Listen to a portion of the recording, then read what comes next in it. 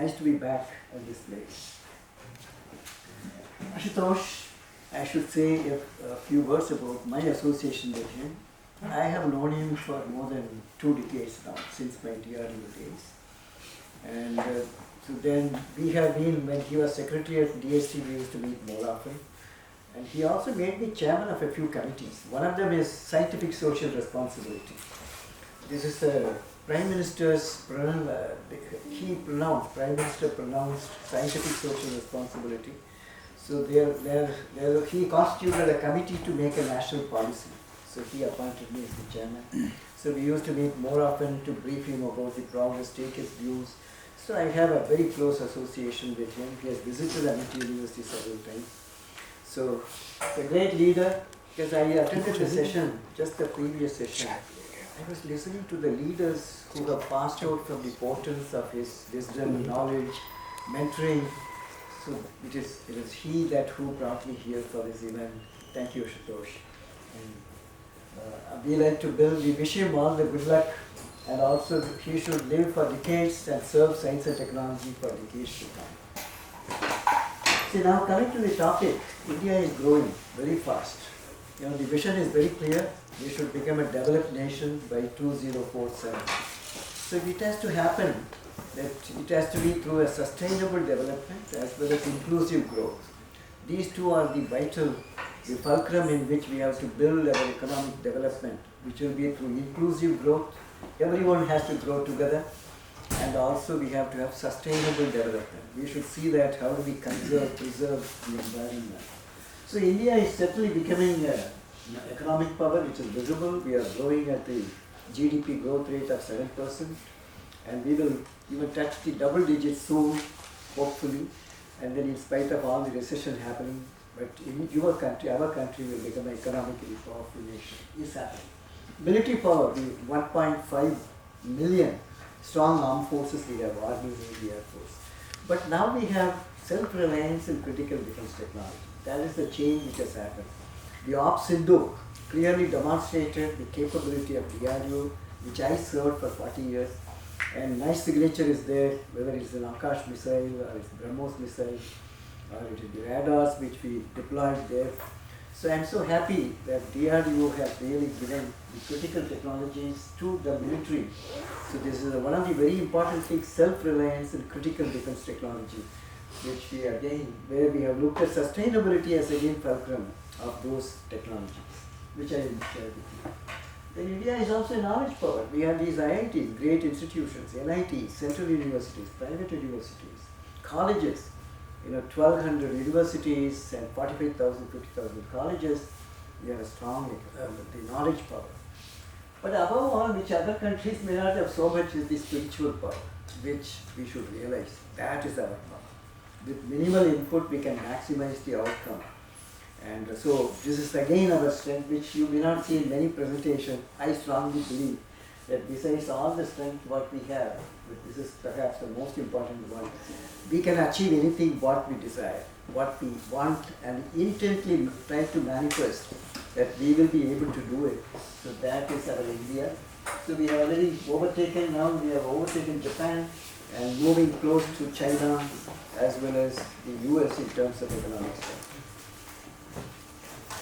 So when you say Viksit Bharat, it is built on these 7 pillars. Green energy transition, which is very important. I saw many presentations there, people looking at the green hydrogen, which they were showing some of the achievements which has happened here from IIT Kanpur itself.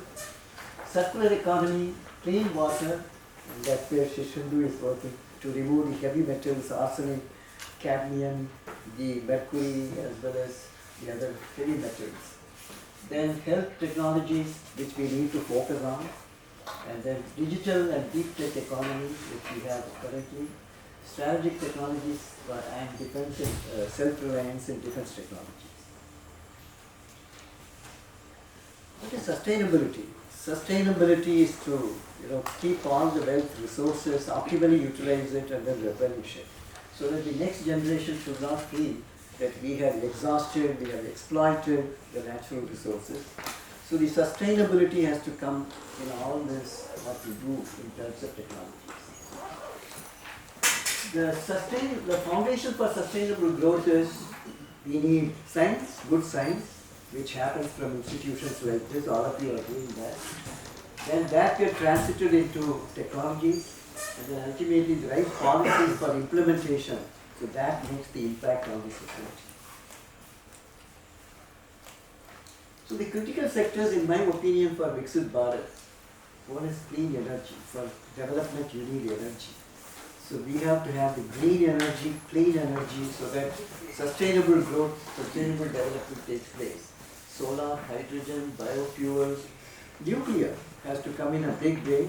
That's why small modular reactors, which is now going to be a reality very soon, and that will revolutionize the nuclear energy being utilized. And also we should spend more on the hydrogen is going to be a very promising fuel. I saw the hydrogen train, the whole train being run using hydrogen as a fuel. The other is water technology. This is basic, even the future wars could be for water. So that is going to be the problem. So we need to focus on water technologies, desalination, water purification, smart irrigation, so that you conserve the water using space and remote sensing, as well as using the drones. Agri technologies, climate resilient cropping, precision agriculture, and these are all very important domains in which we need to focus on: precision farming, vertical farming, waste management, and health technologies. I would focus on these areas, that how Amity University, what we have done in these areas, as well as what we have done as a country. Then emerging technologies shaping the future would be all this. AI, everybody talks about AI in every sphere, be it in agriculture, be it in climate change, or in health. Everywhere AI is coming in a big way, and robotics. Quantum technologies, it is yet to pick up the same momentum as AI has picked up. But then that will also revolutionize quantum computing, quantum communication, quantum key development for security and encryption. And then photonics and nanotechnology is again a very important area where the country is focusing right now. In biology, synthetic biology, which again will revolutionize the biotechnology, and also space exploration, where the big roadmap is already, you are aware that we are going to have Chandrayaan-4, Gaganyaan, and the L1 Aditya is already on.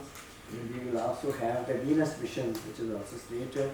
Then we will also have Bharatiya Antariksh Station. So there is a number of the technologies and the missions are lined up with space technology, but we are looking at how do we keep even the space sustainable, space missions sustainable. Now the policies, when you look at, some of you are going to present in policy. That earlier we were only talking about scientific policy in 1958, then it got transited into technology policy, then they combined that together, science and technology policy. Now we have science, technology, innovation policy. Dr. Ashutosh Sharma himself played a pivotal role in this policy, national policy on science, technology, and innovation. That's the foundation I look after in Amity. Amity Science, Technology, and Innovation Foundation. Because ultimately your science, technology should lead into innovations which should benefit the society. And these are the focus which we have.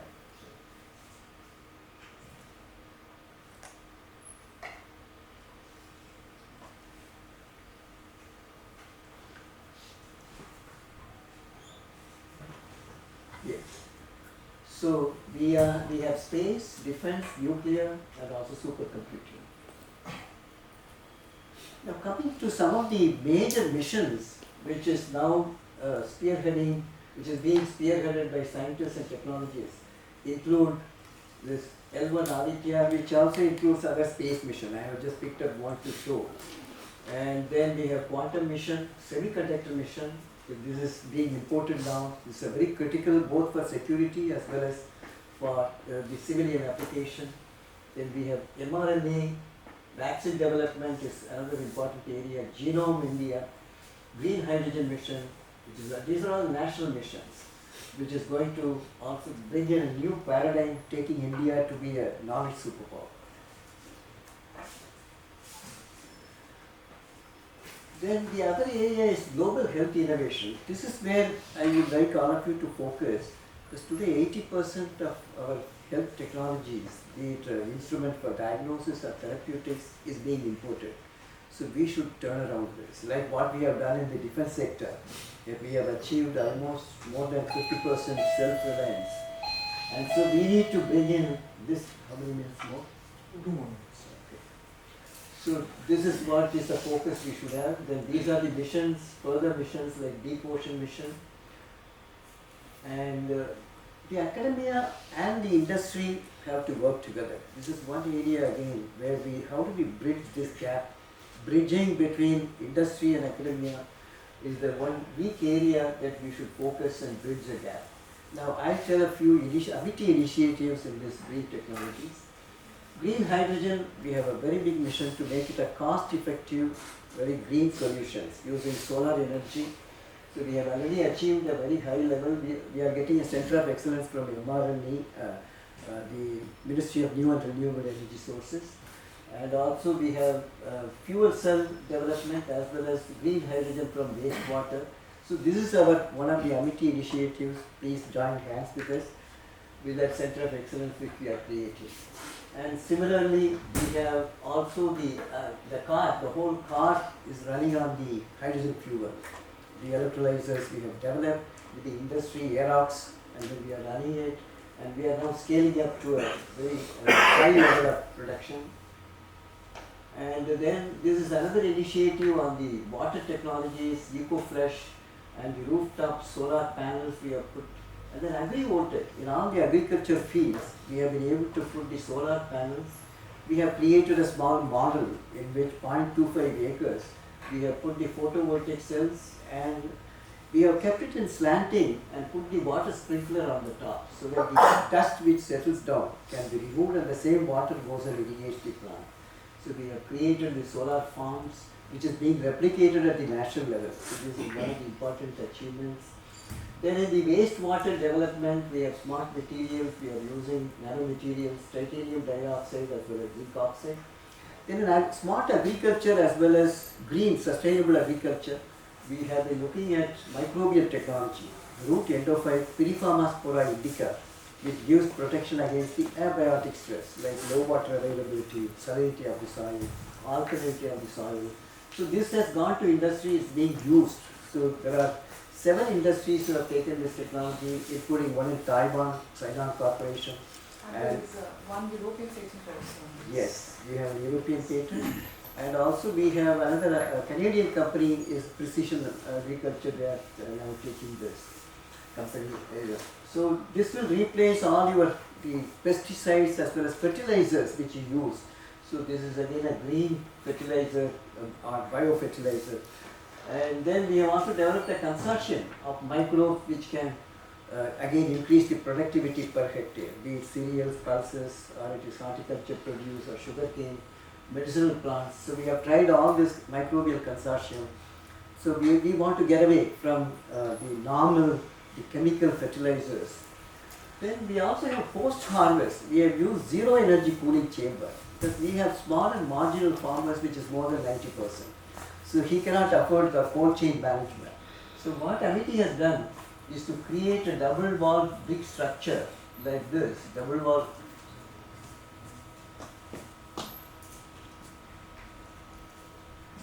This is the double wall brick structure in which keep the husk over it, keep the water dripping, when the airspace gets cooled. So the temperature of the chamber comes down by about 10 to 12 degrees. That is sufficient enough to keep the vegetables going in the field. So such kind of zero energy cooling chamber is required for the farmers, small and marginal farmers which we have created. Then we have developed a sensor which is known as AmiCool, which can optimize the electricity consumption wherever power supply is available. So this is again a sustainable way of post-harvest management. Because most of almost 20 to 30% of the vegetables and horticulture produce, you lose due to the temperature, humidity. So we have been able to give the green solutions of managing this. Then we have also created the training for these people how to use it, extension activities. Then another important technology which new startup from Amity University, which is nanosorbent.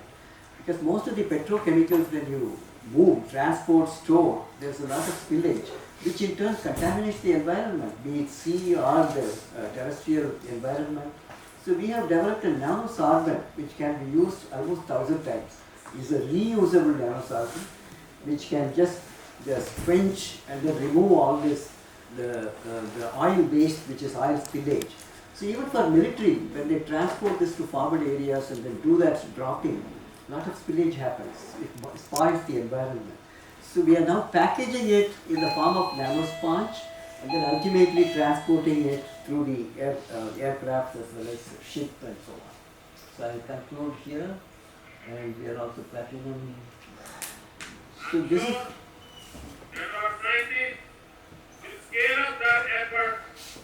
The final clarion call is, whatever technology you develop, look at the sustainable component of it. That this should be there at the back of whichever technologies you develop, because our development has to be sustainable, and so this should go down to all the students who you are mentoring and the scholars with whom you are working. So that's the final message. Thank you so much, Shendu, for this opportunity.